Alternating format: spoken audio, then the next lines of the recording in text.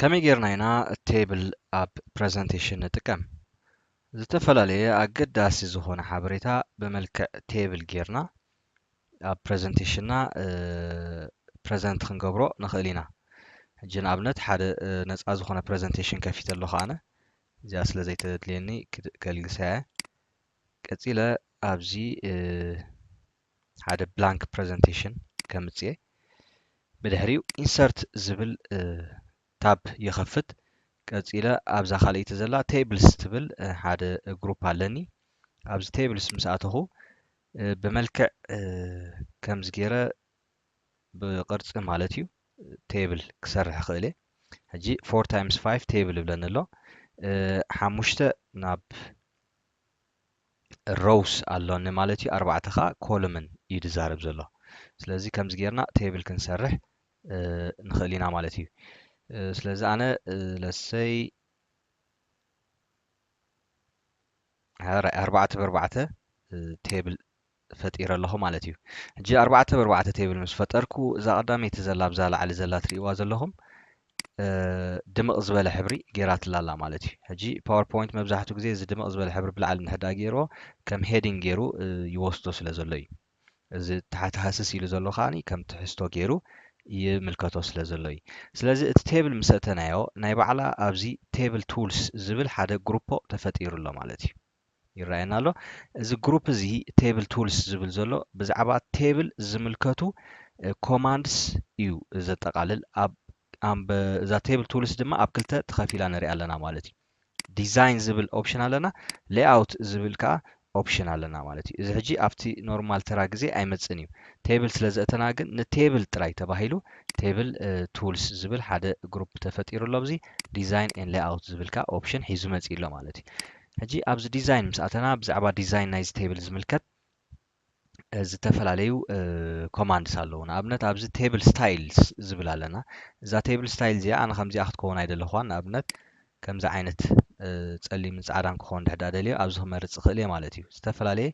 ናይ ቴብል ዲዛይን ኣለኒ ማለት እዩ። እዚ ብሕብሪ ይመርፀልና ኣሎ። ኣብዚ እውን ክሊክ እንድሕዳ ገይረ ኔክስት ካልእ ዓይነት ዲዛይን ከዓ ኣብዚ የርእየኒ ኣሎ። ንኣብነት እታ ዝሓለፈ መስመር ኣለዎ፣ ኣብዚ ማእከል መስመር ኣሎ። እዚአን ግን መስመር ዘይብሉ እንድሕዳ ደሊኻ ከምዚ ገይረ ክመርፅ ይኽእል እየ። ከምኡውን ኣብዚ እንድሕዳ ቀፂልና ዝተፈላለዩ ካልኦት ዓይነታት ናይ ቴብል ስታይልስ የርእየኒ ኣሎ ማለት እዩ። እዚ እቲ ከተዳልውዎ ደሊኹም ዘለኹም ቴብል እቲ ናቱ ስታይል ከመይ ዓይነት ክመስል ከም ዘለዎ ባዕልኹም ኣብዚ ክትመርፁ ትኽእሉ ኢኹም። ኣዝዩ ዝተፈላለየ ናይ ቴብል ዲዛይን እዩ ዘሎ። እንድሕዳ ኣብዚ ዘርጊሕናዮ ከም ዝትዕዘብዎ ዘለኹም ብዙሕ ዓይነት ናይ ቴብል ዲዛይን ኣሎ ማለት እዩ። ስለዚ ዝመረፅኩሞ ክትጥቀሙ ትኽእሉ ኢኹም። ንኣብነት ኣነ እዚኣ ክመርፀ እየ። ስለዚ ብድሕሪ ከመይ ጌርና ኢና ኣብዚ ቴብል እዚ ሕጂ ርአዩ ካብቲ ቴብል ወፃኢ ኣብዚ ፃዕዳ ክሊክ ስለ ዝገበርኩ እታ ቴብል ቱልስ ትብል ነበረት ኣብዚ ላዕሊ መፅያ ነበረት ዲዛይን ኤን ሌይኣውት ትብል የላን ጠፊኣ ኣላ ማለት እዩ። ኣብዚ ቴብል እንድሕዳ ዝኾነ ስራሕ እንድሕር ጀሚረ ግን ክትመፅያ ኣብዚ ቴብል ቱልስ ኢላ መፅያ ዲዛይን ኤን ሌይኣውት ዝብል ኣለና ማለት እዩ። ስለዚ ኣብዚ ዘሎ ኮማንድስ ምዛ ቴብል ጥራይ እዮም ዝተኣሳሰሩ። ስለዚ ኣብዚ ቴብል ዝኾነ ትሕዝቶ እንድሕዳ ክንፅሕፍ ደሊና መጀመርታ ክሊክ ኢና ንገብር ኣብታ ደሊናያ ዘለና ሮው። ስለዚ ኣብዚ ዝኾነ ክፅሕፍ እያ ኣነ ንኣብነት ሲሪያል ዶት ናምበር ኣብዚ ክፅሕፍ እየ። ብድሕሪኡ ናብዛ ካልአይቲ እንድሕዳ ክሰግር ደልየ ኣብዚ ክሊክ ክገብር ክእል እየ። ተዘይኮይኑ ከዓኒ ኣብዚ ቀዳማይ ሃለየ ታብ እንድሕዳ ገይረ ንየማን ወገን ይሰግር ማለት እዩ። ራይ ኣይተም ኳንቲቲ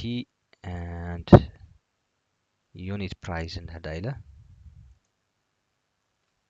ስለዚ ከምዚ ጌርና ዝኾነ ትሕዝቶ ነእቱ ማለት እዩ። ሲሪያል ናምበር 1 ኢለ ኣለኹ። ኣብዚ ክሊክ ገይረ ከዓ 2 ክሊክ ገይረ ኣብዚ 3 ለእቲ ኣለኹ። ሕጂ ኣብዚኣ ሕንፃፅ ማለት እዩ ናይዛ ቀዳመይቲ ኮሎምን ሆቨር እንድሕዳ ገይረ ትሪእዎ ኣለኹም። ኣብዚኣ ክሊክ ገይረ ድራግ ገይረ ክስሕቦ ይኽእል እየ፣ ከግፍሖ ከፅብቦ ማለት እዩ ነቲ ኮሎምን። ሕጂ ነዚኣ ኣፅቢበ ኣለኹ ከምዚ ገይረ ኣብዚ ካልኣይ ኮሎምን ቦታ ረኺበ ኣለኹ። ኣይተም ኢለ ኣለኹ እዚ ንኣብነት ላፕቶፕ ዝኾነ ክፅሕፎ ዝደለኹ ማለት እዩ።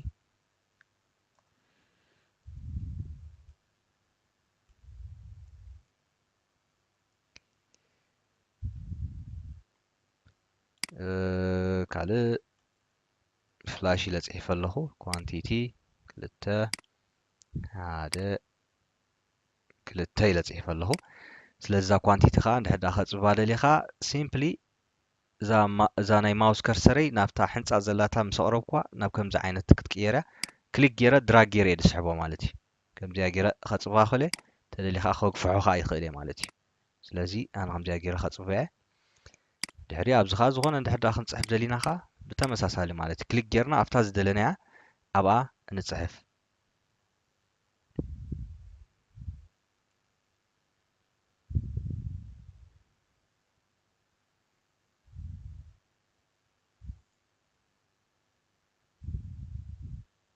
ሃራይ ስለዚ ወዲና ኣለና ሓደ ቴብል ኣዳሊና ኣለና ማለት እዩ ስለዚ ዝኾነ ቴብል ብከምዚ ኣገባብ ጌርኩም ከተዳልውዎ ትኽእሉ ኢኹም ከምኡውን እንድሕዳ ሓድሽ ሮው እንድሕዳ ክውስኽ ደሊ ኣብዛ ናይ መወዳእታ ክሊክ ምስ ገበርኩ እንድሕዳ ታፕ ፀቒጠ ኣውቶማቲካሊ ሓድሽ ሮው ክውስኽ ይኽእል እየ ማለት እዩ ኣብዛ መወዳእታ ይኸይድ ታብ እንድሕዳ ሃሪመ ሓድሽ ሮውን ኮሎምንን እናፈጠርኩ ክኸይድ ይኽእል እየ ማለት እዩ እንድሕዳ እዘን ዝገበርክዎን ጌጋ እንድሕር ኮይነን ሲምፕሊ አንዱ ክገብር ይኽእል እየ ተዘይኮይኑ ከዓ ሓደ ሮው ሙሉእ እንድሕዳ ክንድምስሶ ደሊና ወይ ኮሎምን እንድሕዳ ክንድምስስ ደሊና ከዓኒ ሲምፕሊ ነዛ ሮው እዚኣ ክሊክ ይገብራ እሞ ኣብዚኣ ምስ ፀለምክዋ ኣብዛ ሌይኣውት ኣትየ ብድሕሪኡ ሮውስ ኤን ኮሎምንስ ዝብል ኦፕሽን ኣለኒ ኣብዚኣ ድሊት ትብል ኣላ ክሊክ ምስ ገበርኩ ድሊት ሮውስ ዝብል ኣለኒ ነዚኣ ክሊክ ገብራ ማለት እዩ ስለዚ ነታ ዝደለኽዋ ሮው ክድምስሳ እውን ይኽእል እየ ማለት እዩ ብተወሳኺ ኣብዚ ናይ ስፔሊንግ ጌጋ ኣሎ ትብለንላ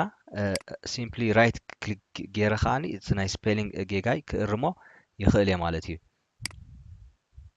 ስለዚ ኣብ ቴብል ዘእተናዮ ዝኾነ ፅሕፈት ከዓ ከምዚ ጌርና ከነመዓራርዮ ንኽእል ኢና ኣራይ እምበር ከምዚ ዝረኣናዮ ዝኾነ ቴብል ኣብዚ ዲዛይን ምስ ኣተና ኣብዚ ቴብል ቱልስ ዲዛይን ምስ ኣተና እቲ ናቱ ቴብል ስታይል ክንቀያይሮ ንኽእል ኢና ኢልና ነርና ሓደ ቴብል ዝኾነ ዲዛይን ምስ ገበርናሉ እንድሕዳ እቲ ዝገበርናዮ ስታይል እንድሕዳ ከነልግሶ ደሊና ከዓ ሲምፕሊ ኣብታ ቴብል ስታይል ትብል ዘላ ኣብዛ ናይ መወዳእታ ኣሮ ምስ ኣተና ኣብ መጨረሻ ክሊር ቴብል ትብል ኦፕሽን ኣላትና ነዚኣ ክሊክ ንገብራ ስለዚ ዝኾነ ዓይነት ፎርማት ወይ ድማ ስታይል ዘይብሉ ቴብል ይኸውን ማለት እዩ ስለዚ ከም ትሪእዎ ዘለኹም ዝኾነ ዓይነት ሕብሪ የብሉን ሲምፕሊ ብላክ ኤንድ ዋይት ኮይኑ ኣሎ እቲ ቴብል ማለት እዩ ተዘይኮይኑ ከዓ ኣብቲ ቴብል ክሊክ ምስ ገበርና ዝኾነ ስታይልካ ክንውስኸሉ ንኽእል ኢና ሕራይ እምበር ቀፂልና ድማ ኣብቲ ቴብል ቱልስ ምስ ኣተና ኣብዚ ጎኒ ወርድ ኣርት ስታይልስ ዝብል ኦፕሽን ኣለና ሕጂ እዚ እቲናዮ ዘለና ፅሕፈት እንድሕዳ ብወርድ ኣርት መልክዕ እቲ ዓይነት ናይቲ ስታይል ናይቲ ፀሓፋ እንድሕዳ ክንቂሮ ደሊና መጀመርታ ሰሌክት ንገብሮ ናይቲ ክንቂሮ ደሊና ዘለና ፅሕፈት ማለት እዩ ንኣብነት ድሓን እዚኣ ነዘና ርእስቲ ዘለዋ ክርእየኩም እየ ነዘና ርእስቲ ዘለዋ ኣብዚኣ ኩዊክ ስታይልስ ዝብል ኦፕሽን ኣለኒ ከመይ ዓይነት ስታይል ናይ ኣፀሓሕፋ ክጥቀም ይደሊ ኣለኹ ኣብዚ ክመርፅ ይኽእል እየ ማለት እዩ ስለዚ ንኣብነት ሪእዋ እዛ ሰማያዊ ሕብሪ እንድሕዳ መሪፅ እያ እቲ ፅሕፈት ናተይ ሲምፕሊ ናብቲ ዝመረፅኩ ዓይነት ስታይል ናይ ኣፀሓሕፋ ይቕየር ኣሎ ማለት እዩ ንኣብነት እዛ ቁፅሪ ሓደ ዘላ ኩላ የፀልማ በዚ እዛ ማውዝ ከርሰር ናተይ በዚ ጎኒ ምስ ገበርክዋ ከምዚ ዓይነት ኣሮ ክትመፀለያ ክሊክ እንድሕዳ ገይረ ሰሌክት ትገብረለያ ኣላ ማለት እዩ ሰሌክት ምስ ገበርክዋ ኣብዛ ኩዊክ ስታይልስ ምስ ኣተኹ ኣብዚ ክመርፅ ይኽእል እየ ማለት እዩ ዝተፈላለየ ዓይነት ስታይልስ ኣሎ ኣብዚ ክመርፅ ይኽእል እየ ማለት እዩ እቲ ዝደለኹ ዓይነት ስታይል ኣብዚ ክሊክ ክገብር ማለት እዩ ሕራይ እምበር ቀፂለ እቲ ዘእተኾ ስታይል እንድሕዳ ዘይፈተዮ ወይ ዘይደለዮ ከዓኒ ኣብዚ ቴብል ክሊክ ምስ ገበርኩ ኣብዚ ኩዊክ ስታይልስ ምስ ኣተኹ ክሊር ወርድ ኣርት ዝብል ኦፕሽን ኣለኒ ነዚ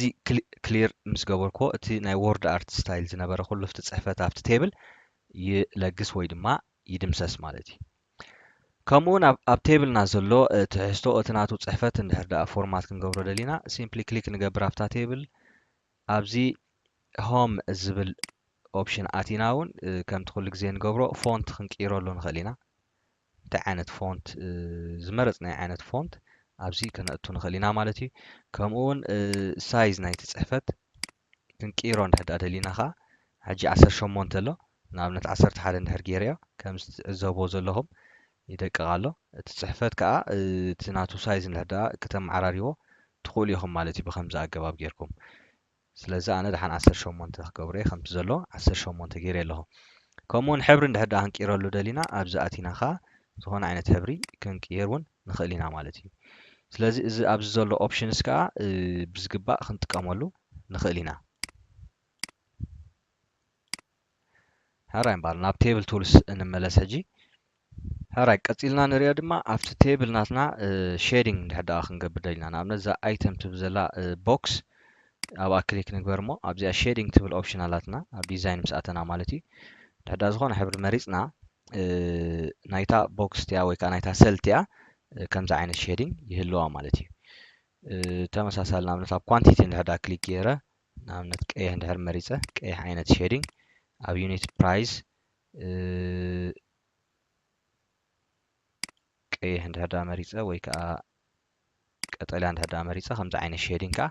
نقبرلو نخلينا مالتي ስለዚህ هم ስትሪኦ ዘለኹም ዝተፈላለዩ ሼዲንግስ ክንገብረሉ ንኽእል ናብቲ ቴብል ማለት እዩ ኣዝዩ ኣገዳሲ ሓበሬታ እንድሕዳ ኣሎ ኮይኑስ ከነፀልሞ ወይ ከዓ ዝኾነ ዓይነት ተረኣይነቱ እንድሕዳ ክነድምቆ ደሊና ከምዚ ክንጥቀም ንኽእል ኢና ሃራይ ነቲ ዝገበርናዮ ሼዲንግ እንድሕዳ ክነልግሶ ደሊና ከዓ ሲምፕሊ ኣፍታ ሴል ክሊክ ንገብር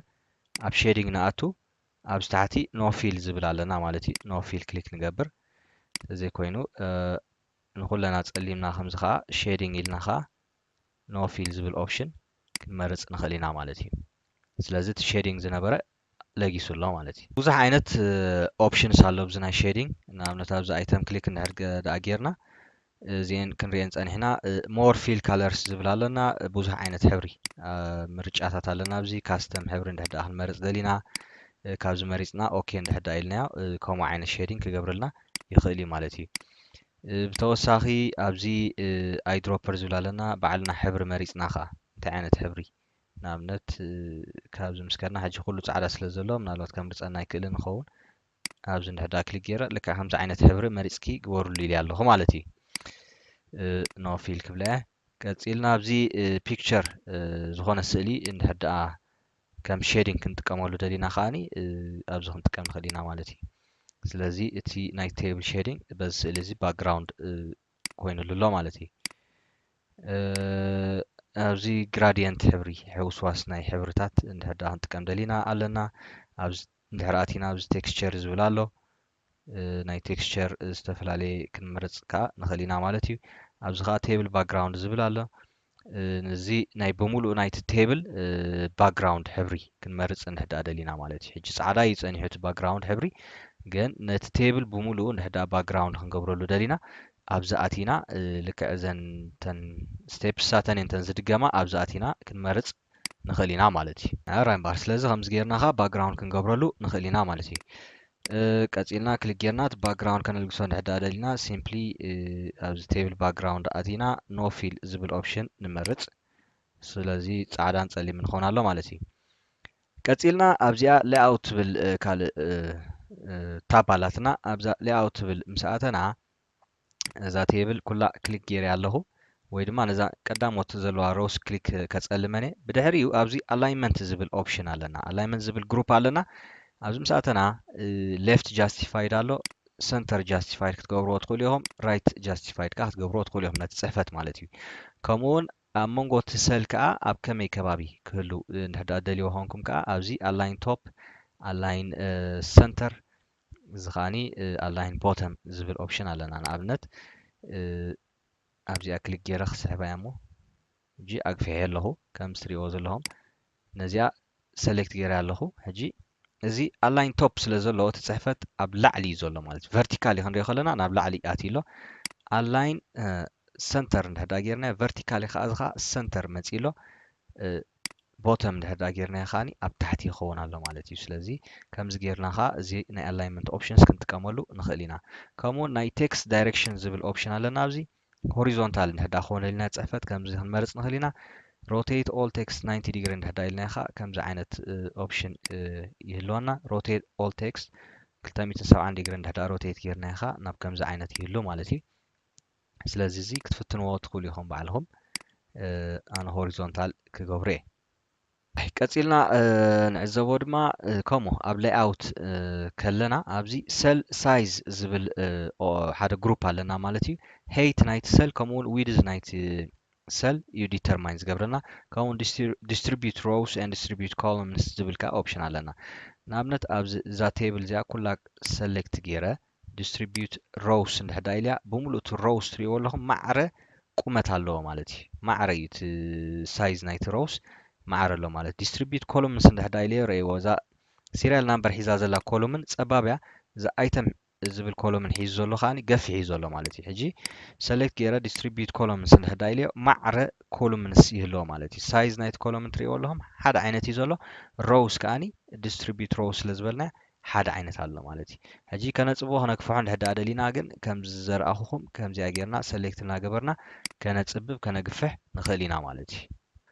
ቀፂልና ናይ ሓደ ሰል ከመይ ጌርና እቲ ናቱ height width determine ንገብሮ ንኣብነት ኣብዛ item ትብል ዘላ ሰል እንድሕዳ ኣትየ እቲ height ናይዛ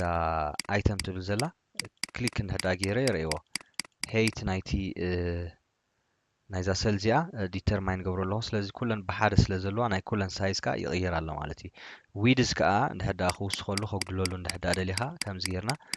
ከነጉድል ክንውስኽ ከዓ ንኽእል ኢና ማለት እዩ ካልእ ኣብዚ serial number item quantity unit price ኢልና ኣለና ድሕሪ unit price በዚ ካልእ ኮሎምን እንድሕዳ ክንፈጥር ደሊና simply ኣብዚ rows and columns ዝብል ኣለና insert right ዝብል ዘሎ እንድሕዳ ሪኢኹሞ ኣብዚ ሕጂ እዘን ቀዳሞት ዘለዋ ብዛዕባ rows እየን ዝዛረባ ዘለዋ ኣብዚ ስእሊ ይሕብረካ እዩ ማለት እዩ rows እዩ ዘፀልም ዘሎ ኣብዚ ከዓኒ ብዛዕባ እዘን ክልተ ከዓኒ ብዛዕባ ኮሎምን እየን ዝዛረባ ዘለዋ ማለት እዩ ስለዚ ንየማን ወገን እንድሕዳ ሓደ ኮሎምን ክውስኽ ደልየ ኣብዚ insert right ዝብል ኣለኒ ሓድሽ ኮሎምን ወሲኸ ኣለኹ ማለት እዩ ቅድሚዛ ዩኒት ፕራይስ ዘላ ኣብ መንጎ ኳንቲቲን ኣብ መንጎ ዩኒት ፕራይስን ከዓኒ ሓደ ኮሎም እንድሕዳ ከእቱ ደሊኻ ሲምፕሊ ሞኻ ቅድሚ ዩኒት ፕራይስ እንድሕዳ ከእትዎ ደልየ ኢንሰርት ሌፍት እንድሕዳ ኢልያ ቅድሚ ኣብዚ ዩኒት ፕራይስ ሓደ ኮሎምን ፈጢራትልያ ኣላ ማለት እዩ ብተመሳሳሊ ንኣብነት ኣብዛ ፍላሽ ትብል ዘላ እዛ ድሕሪ እዛ ቁጥሪ 3 ኣብ ዝኾነ ሰል ክሊክ ይገብር እሞ እንድሕዳ በትሕቲኣ ንራብዓይ ኮሎምን ሮው እንድሕዳ ከእቱ ደልየ ቅሬታ ኣብዚ ኢንሰርት ቢሎው ክብላ ክእል ማለት እዩ በትሕቲ እዛ ክሊክ ገይረላ ዘለኹ ሮውሲ ሓድሽ ሮው እትውለይ እንድሕዳ ክብል ደልየ ማለት እዩ ስለዚ ሓድሽ ሮው የእቲና ኣለና ማለት እዩ እንድሕዳ ቅድሚ እዛ ቁጥሪ 3 ዘላታ ሮው ማለት እዩ ኣብዚ ክሊክ ገይረ ኣለኹ ኣብዚ ሳልሳይ ሮው ልዕሊኡ እንድሕዳ ካልእ ሮው ከእቱ እንድሕዳ ደልየ ኣብዚ ክሊክ ገይረ ኢንሰርት ኣባቭ ይብላ ማለት እዩ ልዕሊ እዛ ክሊክ ገይራ ዘለኹ ሮውሲ ብልዕሊኣ ካልእ ሮው ስርሕለይ ኢልያ ኣለኹ ማለት እዩ ስለዚ ከምዚ ጌርና ኻ ሮውስ ክንሰርሕ ንኽእል ኢና ማለት እዩ ኮሎምንስ ኤን ሮውስ ከምዚ ጌርና ነቲ ናትና ቴብል ክንውስኸሉ ከነጉድለሉ ንኽእል ኢና ሕጂ እንድሕዳ ዘየድልየና ኮይኑ እዚ ሮው እዚ ክንድምሶ ንኽእል ኢና መጀመርታ ነዛ ሮው እዚኣ ኣፀሊመያ ኣለኹ ብምሉእ ክድምሳ እንድሕዳ ደልየ ኣብዚኣ ደሊት ትብል ኣላትኒ ሕጂ ሮውስ ክድምስስ ደሊት ሮውስ ዝብል ይመርፅ ማለት እዩ እታ ሮው ተደምሲሳ ኣላ ብተመሳሳሊ ኣብዚ ኣትየ ከዓኒ ነዛ ሮው እዚኣ እንድሕዳ ኩላ ክድምሳ ደልየ ነዚኣ ክሊክ ገይረ ኣብዚ ኣትየ ደሊት ሮውስ ይብላ ማለት እዩ ተመሳሳሊ ኣገባብ ኣብዚ ኮሎምንስ ኣለዋ ንክልተ ዝወስኽ ክኾን ሓደሽ ኮሎምንስ ኣለዋ ነዚ እንድሕዳ ክድምስስ ደሊኻ መጀመርታ ነዛ ኮሎምን እዚኣ ክሊክ ክገብር ኣብ ዝኾነ ቦታ ማለት እዩ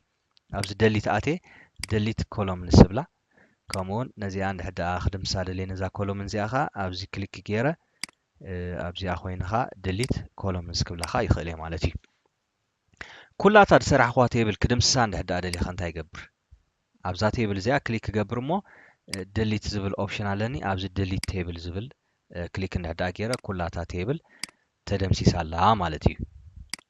ስለዚ እታ ቴብልኩም ከዓ ከምዚ ጌርኩም ክድምስዋ ትኽእሉ ኢኹም ማለት እዩ ቀፂለ ዘርእየኩም ከዓ ኣብዛ ሌይኣውት ትብል ምስ ኣተና ስፕሊት ሰልስ ትብል ኦፕሽን ኣላትኒ ንኣብነት እዛ ኣይተም ትብል ዘላ ሓንቲ ሰል እያ ሓንቲ ሰል ኢልና ኢና ንፅዋዓ ነዛ ሰል እዚኣ ኣብ ክልተ ክመቕላ እንድሕዳ ደልየ ኣብኣ ክሊክ ክገብር እሞ ስፕሊት ሰልስ ይብላ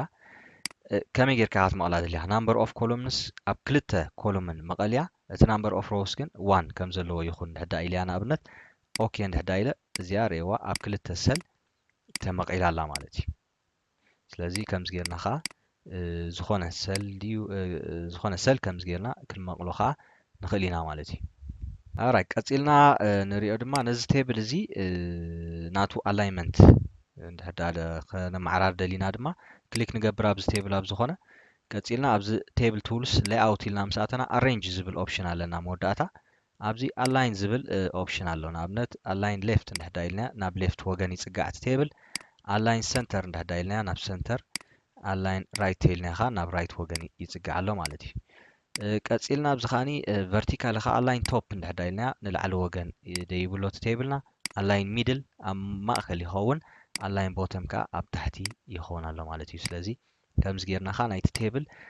alignment ናቱ ኻ ከነመዓራርዮ ንኽእል ኢና ማለት እዩ ሃራይ ቀጺልና ኣብ table tools ምስ ኣተና ኣብ design ኣብዚ borders ትብል ሓንቲ option ኣላትና ማለት እዩ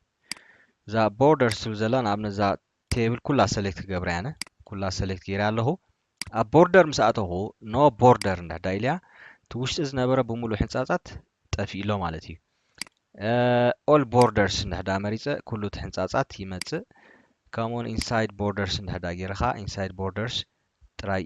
ይህሉ ወይ ከዓኒ እቲ outside borders ጥራይ ይህሉ ማለት እዩ inside borders ኣጥፍዮ ኣለኹ ማለት እዩ inside borders ክስኾ እንድሕዳ ደልየ ኣብዚኣ ክሊክ ገብር inside borders ካ ይመጽእ ኣሎ ማለት እዩ ስለዚ ዝኾነ ኣብቲ ናይ border ናታትኩም ክተመዓራርዩ እንድሕዳ ደሊኹም ካ ኣብዚ ክትኣትዉ ትኽእሉ ኢኹም እቲ ሕንጻጻት ከተጥፍዎ ከተምጽእዎ እንድሕዳ ደሊኹም ማለት እዩ ስለዚ ዳርጋ እቲ ዝበዝሐ ብዛዕባ ቴብል ዝምልከት ነዚ ዝመስል ኣብዚ ናይ ቴብል ቱልስ ኣትኹም ኢኹም ምስ ቴብል ዝተኣሳሰር ዘበለ ብምሉእ ሴቲንግስ ኣብዚ ኣትኹም ኢኹም ኣብዘን ክልተ ኦፕሽንስ እዚኣተን ተመዓራሪዎም ማለት እዩ